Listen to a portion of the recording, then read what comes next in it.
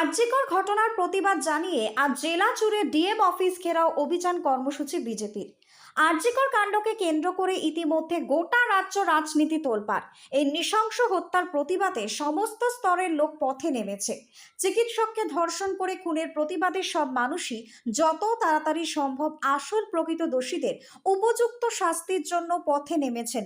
তাদের একটাই কথা, উই ওয়ান্ট জাস্টিস। নেমেছে রাজনৈতিক দলগুলো। আর এবার আরজিকর ঘটনার প্রতিবাদ জানিয়ে আজ জেলা জুড়ে ডিএম অফিস ঘেরাও অভিযান কর্মসূচি করল বিজেপি।